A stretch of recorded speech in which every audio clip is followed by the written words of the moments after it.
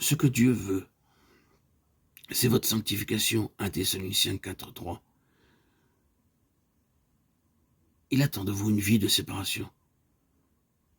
Il nous couronnait en effet d'avoir un souverain sacrificateur comme lui, saint, innocent, sans tache, séparé des pécheurs, et plus élevé que les cieux, Hébreux 7:26. L'homme spirituel prend Christ comme exemple. Il est résolu à marcher comme Christ a marché. Christ a vécu une vie de séparation. Il était dans le monde, sans être du monde. Il vivait au contact du monde, mais il ne s'y conformait pas et n'était pas influencé par lui. L'homme spirituel aspire à une sainteté semblable à celle de Jésus.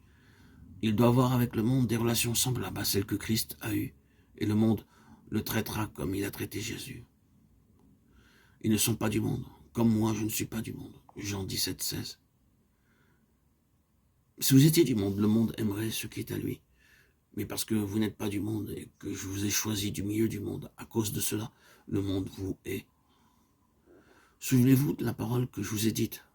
Le serviteur n'est pas plus grand que son maître. S'ils m'ont persécuté, ils vous persécuteront aussi. S'ils ont gardé ma parole, ils garderont aussi la vôtre. Jean 15:19-20. Dieu nous a appelés à une vie de séparation spirituelle afin que nous soyons en toutes choses semblables à son Fils. En réponse à l'appel de Dieu, êtes-vous sortis du monde?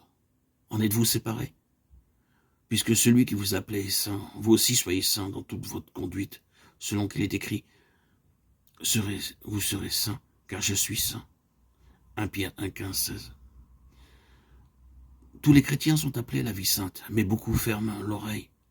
Ils accepteraient bien d'être spirituels, mais ils ne veulent pas être saints. C'est qu'ils ignorent ce qu'est la sainteté.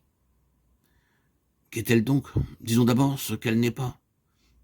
Elle n'est ni la perfection, ni l'éradication totale du péché, ni une vie sans défaut. La sainteté ne nous met pas dans l'impossibilité de pécher. Elle ne nous préserve pas du contact avec le péché. La sainteté, d'après la Bible, n'est pas la perfection, mais une bonne conscience devant Dieu. Nous devons être conservés, irrépréhensibles lors de son avènement, et il nous fera paraître irrépréhensibles devant Dieu. Que le Dieu de paix vous sanctifie du même tout entier, et que tout votre être, l'esprit, l'âme et le corps, soient conservés irrépréhensibles lors de l'avènement de notre Seigneur Jésus-Christ. 1 Thessaloniciens 5:23. Or, à celui qui peut vous préserver de toute chute et vous faire paraître devant sa gloire irrépréhensible et dans l'allégresse. Jude 24.